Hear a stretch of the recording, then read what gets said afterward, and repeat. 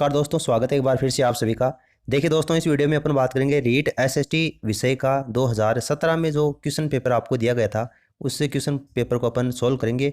Previous solved paper REET 2017 level second सामाजिक अध्ययन 91 से लेकर 150 क्वेश्चन तक जो क्वेश्चन आपको पूछे गए थे, उन सभी क्वेश्चन का अपन यहाँ पर समाधान करेंगे। और ये क्वेश्चन आपकी आने वाली पटवारी की एग्जाम हो, चाहे वो आपकी किसी पुलिस की एग्जाम हो, चाहे ग्राम सेवक की एग्जाम हो, उसके लिए भी इंपॉर्टेंट है। क्यों इंपॉर्टेंट है? क्योंकि राजस्थान में आयोजित होने वाली जो भर्ती परीक्षाएं हैं, उनकी एक परंपरा रही है कि लास्ट ईयर में जो एग्जाम हुई है उनमें से क्वेश्चन जो है वो रिपीट होते हैं।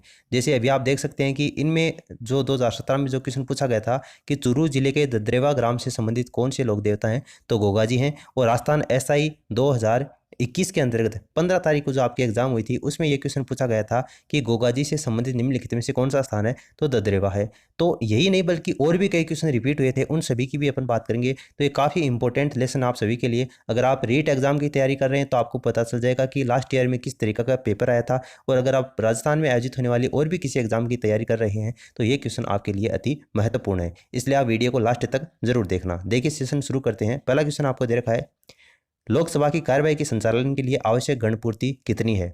लोकसभा की कार्यवाही के संचालन के लिए आवश्यक गणपूर्ति कितनी होती है? लोकसभा की जो टोटल संख्या होती है, सदस्य संख्या, उसका 1/10वां भाग होती है। तो ऑप्शन डी इसका आंसर होगा। भारत के संविधान के कौन से अनुच्छेद में एक मंत्रिपरिषद का प्रावधान है जो कि राष्ट्रपति को उसके कार्य के निर्वहन के लिए सहायता प्रदान करेगा? यानी कि राष्ट्रपति के जो भी कार्य हैं उनके निर्वहन में सहायता प्रदान करेगा। यानी सीधा सा आपको पूछा है कि मंत्रिपरिषद का प्रावधान कौन से अनुच्छेद में है, तो अनुच्छेद 74 में है, ऑप्शन फर्स्ट। राज्य चुनाव आयुक्त को कौन नियुक्त करता है?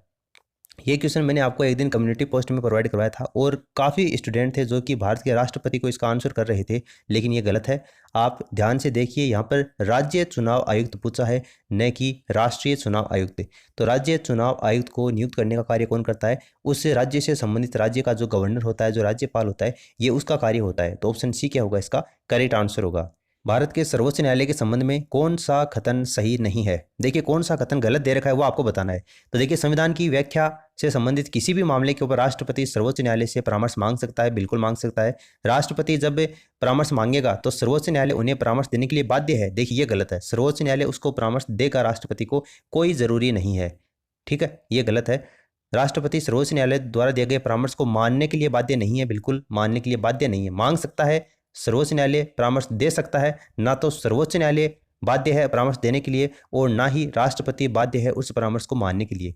ठीक है, सर्वोच्च न्यायालय के परामर्श के अनुसार सरकार प्रस्तावित विधेयक में आवश्यक संशोधन भी कर सकती है। तो ये भी सही दे रखा है, ऑप्शन जो सेकंड है वो गलत है, यही इसका आंसर हो जाएगा। भारत के राष्ट्रपति के चुनाव के निर्वाचक मंडल में शामिल है। देखिए, भारत के राष्ट्रपति से रिलेटेड मैंने आपको 2 से 3 दिन पहले एक वीडियो प्रोवाइड करवाया था, उसमें अपन ने 125 प्लस क्वेश्चन आंसर के बारे में बात की थी। तो आप किसी भी एग्जाम की तैयारी कर रहे हैं, उसमें भारत के राष्ट्रपति अगर आपको टॉपिक दे रखा है तो उस वीडियो को आप एक बार जरूर देखना। सारे क्वेश्चन राष्ट्रपति से इर्द गिर्द हैं जो आपकी लास्ट ईयर एग्जाम में पूछे गए हैं और आने वाले एग्जाम में पूछे जा सकते हैं। देखिए, भारत के राष्ट्रपति के चुनाव के निर्वाचक मंडल में कौन कौन शामिल होते हैं? भारत की संसद और राज्यों की विधानसभा, इसके अलावा दिल्ली और जो पुदुचेरी संघ शासित प्रदेश हैं उनके केवल निर्वाचित सदस्य उसमें भाग लेते हैं। ठीक है, सभी सदस्य उसमें नहीं होते, केवल निर्वाचित सदस्य भाग लेते हैं, इसलिए ऑप्शन डी इसका आंसर हो जाएगा। एशिया की सबसे लंबी नदी कौन सी है? तो एशिया की सबसे लंबी नदी यांग तीसी है। किलिमंजारो पर्वत कौन से देश में अवस्थित है? तो ये तंजानिया में है। समताप सीमा पर औसत तापमान कितना रहता है? यानी समताप जो सीमा है उस पर औसत टेम्परेचर कितना रहता है? 0 डिग्री सेंटीग्रेड। बेसाल्ट सेल एक उदाहरण है। बेसाल्ट सेल किसका उदाहरण है? बाह्य आग्नेय सेल का उदाहरण है। एक पोषण स्तर से दूसरे पोषण स्तर तक ऊर्जा का जो प्रवाह है वो कितना होता है? यानी एक पोषण स्तर से दूसरे पोषण स्तर तक जाने में ऊर्जा का जो ट्रांसफर है वो कितना होता है? आपका 10% होता है। मेगस्थनीज किसका राजदूत था? तो ये सेल्यूकस निकेटर का था। ऑप्शन डी इसका आंसर हो जाएगा। कौन चंद्रगुप्त द्वितीय की राज्यसभा में एक नवरत्न नहीं था? कौन सा इनमें से नहीं था? देखिए, वररुचि था, बिल्कुल था। धन्वंतरी था, वराहमिहिर था, लेकिन फायान नहीं था। तो ऑप्शन डी इसका आंसर हो जाएगा। महाराणा प्रताप के हाथी का नाम, बिल्कुल इजी क्वेश्चन दे रखा है। महाराणा प्रताप के हाथी का नाम क्या था? राम प्रसाद था, जिसको अकबर ने जीतने के बाद में, हड़पने के बाद में उसका नाम पीर प्रसाद कर दिया था। देखिए, सामाजिक सुधारक गोविंद गुरु का जन्म हुआ था। गोविंद गुरु का जन्म कौन से परिवार में हुआ था ये आपको बताना है। तो बंजारा परिवार में इनका जन्म हुआ था। चेतावनीराज चुंगटिया किसने लिखे? चेतावनीराज चुंगटिया किसके द्वारा लिखे गए थे? तो ये केसरी सिंह बारट के द्वारा लिखे गए थे। और इस बार राजस्थान एसआई की जो एग्जाम हुई है 15 सितंबर को, उसमें क्वेश्चन पूछा गया था कि चेतावनीराज चुंगटिया केसरी सिंह बारठ द्वारा किसको लिखे गए थे। तो आप नीचे कमेंट सेक्शन में आपको इसका आंसर देना है कि चेतावनीराज चुंगटिया केसरी सिंह बारठ ने किसको भेजे थे। ठीक है, तो यही क्वेश्चन है जो कि अक्सर एग्जाम में पूछे जाते हैं, तो ऑप्शन डी इसका आंसर हो जाएगा। देखिए, लंदन में वीर विनायक दामोदर सावरकर के लिए आगे अध्ययन हेतु छात्रवृत्ति की व्यवस्था किसके द्वारा की गई थी, तो श्यामजी करशन वर्मा के द्वारा इनकी व्यवस्था की गई थी। मत्स्य जनपद की राजधानी थी, मत्स्य जनपद की राजधानी थी कौन सी थी, विराटनगर थी। पेगन वंश का आनंद मंदिर कहाँ पर स्थित है, तो पेगन वंश का आनंद मंदिर म्यांमार में स्थित है। त्राइन का युद्ध 1191 में किसने जीता था। देखिए, त्राइन के 2 युद्ध हुए थे, जिनमें से पहला जो युद्ध है वो पृथ्वीराज चौहान ने जीता था, जो कि 1191 में हुआ था। दूसरा जो युद्ध है वो 1192 में हुआ था और वो मोहम्मद गोरी ने जीता था। आपको 1191 वाला पूछा था, तो पृथ्वीराज चौहान तृतीय इसका आंसर हो जाएगा। राजस्थान का कौन सा नृत्य 2010 में यूनेस्को की अमूर्त सांस्कृतिक धरोहर सूची में सम्मिलित किया गया, कौन सा वो नृत्य था, कालबेलिया नृत्य था। संत मीराबाई के पति का नाम, तो ये तो काफी इंपॉर्टेंट क्वेश्चन है, फेमस है, भोजराज इसका आंसर हो जाएगा। चित्रकला शैली बणी ठणी ये संबंधित है, तो बणी ठणी किससे संबंधित है, नागरीदास से संबंधित है। चूरू जिले के ददरेवा ग्राम से संबंधित है, तो गोगाजी है, और ये इस बार राजस्थान SI 2021 में पूछा भी जा चुका है। खेजरली आंदोलन में अपने जीवन का बलिदान किसने किया था, तो ये तो काफ़ी फेमस क्वेश्चन है, अमृता देवी इसका आंसर हो जाएगा। आनंद मठ में वंदे मातरम किसने लिखा था, वंदे मातरम आनंद मठ में किसने लिखा था, बंकिम चंद्र चटर्जी ने लिखा था। भारत के संविधान की प्रस्तावना में उल्लिखित हम भारत के लोग, इससे क्या तात्पर्य है, हम भारत के लोग इससे क्या तात्पर्य है, यानी कि जो संप्रभुता है वो भारत के लोगों में निहित है। भारत के संविधान के कौन से अनुच्छेद के अंतर्गत अस्पृश्यता का समाप्त किया गया है, यानी अस्पृश्यता का अंत किया गया है, तो अनुच्छेद 17 में किया गया है। अनुच्छेद जो 19 है वो प्रेस की स्वतंत्रता से संबंधित है, तो ये भी काफी इंपॉर्टेंट है, इसका जो आंसर होगा वो अनुच्छेद 17 होगा। भारत के संविधान के कौन से भाग में मूल कर्तव्यों को सन्निहित किया गया, यानी मूल कर्तव्यों से संबंधित उल्लेख भारत के संविधान के कौन से अनुच्छेद में किया गया है, अनुच्छेद 4A में किया गया है। भारतीय संविधान का अनुच्छेद 25 संबंधित है, तो अनुच्छेद 25 का जो संबंध है वो अंतःकरण की स्वतंत्रता, किसी धर्म के पालन, अभ्यास और प्रचार की स्वतंत्रता से संबंधित है। ऑप्शन फर्स्ट इसका आंसर हो जाएगा। निम्न में से सामाजिक न्याय से संबंधित संवैधानिक प्रावधान नहीं है, सामाजिक न्याय से संबंधित संवैधानिक प्रावधान कौन सा नहीं है वो आपको बताना है। तो देखिए, अनुसूचित जाति व अनुसूचित जनजाति हेतु सरकारी नौकरियों में आरक्षण बिल्कुल है, ये तो आप सभी परिचित होंगे इनसे। विधायिका में अनुसूचित जाति और जनजाति हेतु आरक्षण ये भी है। बाल श्रम निषेध है, लेकिन समान कार्य हेतु समान वेतन ये नहीं है इसका प्रावधान। ठीक है, तो ऑप्शन जो आपका सी है वो इसका करेक्ट आंसर हो जाएगा। राज्य राजस्थान अपने परिपूर्ण रूप से इस तिथि को सामने आया। देखिए कितना इजी क्वेश्चन पूछा है, केवल इतना ही पूछा है कि राजस्थान का एकीकरण जो है वो कब पूरा हुआ था, तो 1 नवंबर 1956। ये तो 6ठी क्लास के बालक को भी पता होता है, तो काफ़ी इजी क्वेश्चन पेपर है वो दिया गया था 2017 की रेट के एग्जाम में अगर देखा जाए तो। ठीक है, इतना ज़्यादा हार्ड लेवल नहीं था, कुछ क्वेश्चन थे जो कि थोड़े से मध्यम लेवल के थे, बाकी पेपर जो था वो सरल ही था। आपकी क्या उदाहरण है इस पेपर को लेकर आप नीचे कमेंट सेक्शन में जरूर बताना। देखिए, सामाजिक अध्ययन का शिक्षण किया जाता है। अब कुछ क्वेश्चन जो कि शिक्षण विधियों से रिलेटेड आए थे, तो सामाजिक अध्ययन का शिक्षण किया जाता है। सामाजिक अध्ययन का जो शिक्षण है वो माध्यमिक स्तर तक किया जाता है। यहाँ पर बहुत से स्टूडेंट इसका आंसर उपरोक्त सभी कर रहे हैं, लेकिन ये गलत होगा, माध्यमिक स्तर इसका करेक्ट आंसर होगा। शिक्षा में उद्देश्यों का वर्गीकरण दिया गया। देखिए, शिक्षा में उद्देश्यों का जो वर्गीकरण है वो किसके द्वारा दिया गया, BS ब्लूम के द्वारा दिया गया। और इसी क्वेश्चन पेपर में क्वेश्चन नंबर 129 जो कि अभी आगे आएगा, उसमें दिया गया है कि ब्लूम की पाठ्य योजना आधारित है, तो वो किस पर आधारित है, उद्देश्यों पर आधारित है। यानी कि एक ही क्वेश्चन को 2 बार पूछ लिया गया, एक ही पेपर में एक ही क्वेश्चन को 2 बार, एक बार को जो ऑप्शन है उसको क्वेश्चन बना दिया गया और अगले क्वेश्चन में जो क्वेश्चन है उसको ऑप्शन में दे दिया। तो बहुत से ऐसे पेपर में ऑप्शन आपको दिए जाते हैं, इसलिए आप ऑप्शन को एक बार सभी को पढ़ा करो, क्योंकि हो सकता है कि आने वाले क्वेश्चन में एक नए क्वेश्चन आपको वहां से ऑप्शन में से देखने को मिल जाए। तो BS ब्लूम इसका करेक्ट आंसर होगा। पाठ्यक्रम के क्षेत्र में शामिल है, पाठ्यक्रम के क्षेत्र में क्या शामिल होते हैं, विद्यालय की आंतरिक क्रियाएं भी होती हैं और बाह्य क्रियाएं भी होती हैं, यानी कि शैक्षिक और सह शैक्षिक दोनों क्रियाएं शामिल होते हैं, इसलिए उपरोक्त दोनों इसका करेक्ट आंसर होगा। सामाजिक अध्ययन की पाठ्य पुस्तक अनुरूप होनी चाहिए, किसके अनुरूप होनी चाहिए, देखिए वर्तमान में जो शिक्षा है वो बाल केंद्रित शिक्षा है, इसलिए पाठ्य पुस्तक जो है वो विद्यार्थी के अनुरूप ही होनी चाहिए। ऑप्शन सेकंड इसका आंसर होगा। सामाजिक अध्ययन की अध्यापिका कक्षा में चुनाव की क्रमिक प्रक्रिया बता रही है, वह कौन सी प्रविधि का उपयोग कर रही है, तो ये काफ़ी इंपॉर्टेंट क्वेश्चन है सामाजिक अध्ययन की शिक्षण विधियों से रिलेटेड। देखिए, कथन विधि का वो प्रयोग कर रही है।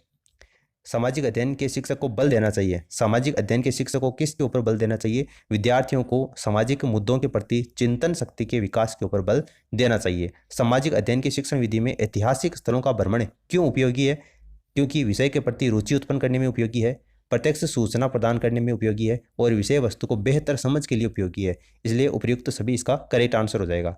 ब्लूम की पाठ योजना आधारित है, तभी अपन ने बात की थी, ये उद्देश्यों के ऊपर आधारित है। प्रायोजना एक उद्देश्यपूर्ण कार्य है जो कि संलग्नता के साथ में सामाजिक वातावरण में किया जाता है। देखिए, वैसे तो प्रायोजनवाद के जनक हैं वो जॉन डीवी हैं, लेकिन इनको शिक्षा के क्षेत्र में लाने का कार्य किलपैट्रिक महोदय को जाता है। इसलिए ऑप्शन डी जो है वो इसका करेक्ट आंसर होगा।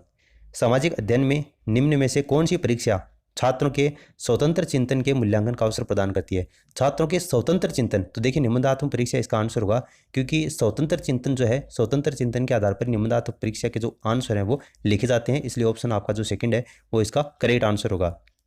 कौन सी रबी की फसल है? अब देखिए, रबी की फसल आप सभी को पता है, आपकी जो गेहूं जो फसल होती है वो रबी की फसल है।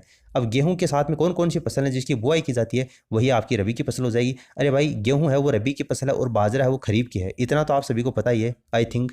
तो ये देख लीजिए गेहूं के साथ में कौन कौन सी फसल बोई जाती है। तो ज़्यादा भी देखिए, जूट, मूंगफली, तरबूज, इनका आपको नहीं भी पता है तो सरसों का तो शायद आप सभी को पता ही होगा। अगर आप राजस्थान क्षेत्र से बिलोंग करते हैं और वहाँ पर गेहूँ की बुआई होती है तो ऑब्वियस ही बात है सरसों की बुआई भी अपन करते ही हैं। इसलिए सरसों इसका आंसर हो जाएगा। यहाँ पर आपको रबी की फसल पूछा है तो सरसों इसका करेक्ट आंसर होगा। निम्नलिखित में से कौन सा वो आंतरिक राष्ट्रीय राजमार्ग है जिसके द्वारा सदिया से धुबरी को जोड़ा गया? तो ये राष्ट्रीय जलमार्ग संख्या 2 हो जाएगा इसका आंसर। 2011 की जनगणना के अनुसार भारत में पुरुष साक्षरता दर कितनी थी? भारत में पुरुष साक्षरता दर पूछी है तो ये 82.14% इसका आंसर हो जाएगा। भारत में शीतकालीन वर्षा कहाँ से उत्पन्न होने वाली चक्रवातों का परिणाम है? तो ये तो आप सभी को पता होगा, भूमध्य सागर इसका आंसर होगा। पश्चिमी विक्षोभों से भूमध्य सागर से आती है और शीतकालीन जो वर्षा होती है उसको राजस्थान में क्षेत्रीय भाषा में मावठ के नाम से अपन जानते हैं। सिंधु गंगा के मैदान में जहाँ से आंतरिक प्रवाह है पुनः प्रकट होता है, स्थानीय रूप से जानी जाती है, तो उसको स्थानीय रूप में अपन किस नाम से जानते हैं? तराई प्रदेश के नाम से जानते हैं। ऑप्शन फर्स्ट इसका आंसर होगा। आधुनिक औद्योगिकरण के सूत्रपात का श्रेय निम्नलिखित में से किस ऊर्जा संसाधन को दिया जाता है? देखिए, कोयले को दिया जाता है। ऑप्शन सी इसका आंसर होगा। अगला क्वेश्चन आपको दे रखा है, टिकाऊ कृषि हेतु निम्नलिखित में से भारत के किस राज्य में रासायनिक उर्वरक के उपयोग को निषिद्ध कर दिया यानी कि प्रतिबंधित कर दिया है? तो सिक्किम राज्य में कर दिया है। Option first. निम्नलिखित में से किस लोहा इस्पात संयंत्र की स्थापना ब्रिटेन के तकनीकी संयोग से की गई है? तो दुर्गापुर इस्पात संयंत्र की स्थापना की गई है। निम्नलिखित में से कौन सी नदी उत्खात भूमि के लिए कुख्यात है? उत्खात भूमि के लिए तो चंबल नदी है। याकूत जो जनजाति है उसका आवास कहाँ पर है? याकूत जनजाति का आवास देखिए उत्तरी कोरिया इसका आंसर हो जाएगा। घग्गर का मैदान अवस्थित है, घग्गर का मैदान अवस्थित है, तो ये तो शायद आप सभी को पता होगा घग्गर का जो मैदान है। अब देखिए, घग्गर नदी है वो गंगानगर और हनुमानगढ़ क्षेत्र में बहती है, तो गंगानगर और हनुमानगढ़ जिले इसका आंसर हो जाएगा। राजस्थान का प्रथम वस्त्र उद्योग कहाँ पर स्थापित किया गया? अब देखिए, वस्त्र उद्योग का नाम आते ही आप सीधा भीलवाड़ा में चले जाते हैं, लेकिन प्रथम वस्त्र उद्योग पूछा है तो इसका आंसर कौन सा हो जाएगा? आपका ब्यावर अजमेर हो जाएगा। 2011 की जनगणना के अनुसार निम्नलिखित में से राजस्थान के किस जिले में दशकीय जनसंख्या वृद्धि दर न्यूनतम रही है? राजस्थान के कौन से जिले में 2011 की जनगणना के अनुसार जनसंख्या वृद्धि दर न्यूनतम रही है? तो देखिए, गंगानगर इसका आंसर होगा। कौन सा स्थान राष्ट्रीय राजमार्ग संख्या 15 द्वारा नहीं जुड़ा है? राष्ट्रीय राजमार्ग 15 द्वारा कौन सा नहीं जुड़ा है? देखिए, जैसलमेर है, बाड़मेर है, बीकानेर है, इसके अलावा जोधपुर है, जालोर है, गंगानगर है, हनुमानगढ़ इसमें नहीं है। इसलिए ऑप्शन जो आपका सी है वो इसका करेक्ट आंसर हो जाएगा। निम्नलिखित में से राजस्थान में मीठे पानी की सबसे बड़ी मानव निर्मित झील कौन सी है? राजस्थान में मीठे पानी की सबसे बड़ी मानव निर्मित यानी कि कृत्रिम तो जयसमंद झील इसका आंसर हो जाएगा। विष्णु के भक्त कहलाते हैं, विष्णु के भक्त क्या कहलाते हैं? देखिए, आलवार कहलाते हैं और भगवान शिव के जो भक्त हैं वो नैनार कहलाते हैं। इसलिए आलवार ऑप्शन सी इसका आंसर हो जाएगा। निम्नांकित में से किस स्रोत में प्राचीन भारत के 16 महाजनपदों का उल्लेख मिलता है? तो ये अंगुत्तर निकाय में मिलता है। रावी नदी का प्राचीन नाम पूछा है तो परुष्णी हो जाएगा। सूरसेन जनपद की राजधानी कहाँ पर है? तो सूरसेन जनपद की जो राजधानी है वो आपकी मथुरा हो जाएगी। तो ये क्वेश्चन पेपर अपने बात किया है रीट 2017 में लेवल सेकंड में सामाजिक अध्ययन से रिलेटेड। तो ये सॉल्यूशन आपको कैसा लगा नीचे कमेंट सेक्शन में जरूर बताना। इसके अलावा और भी जो प्रीवियस सोल्वर्ड पेपर हैं रीट 2015 के, 13 के, 11 के, अगर आपको वो भी सोल्वर्ड चाहिए तो आप नीचे कमेंट सेक्शन में कमेंट करके बता सकते हैं। फिलहाल इस वीडियो में इतना ही। Thanks for listening.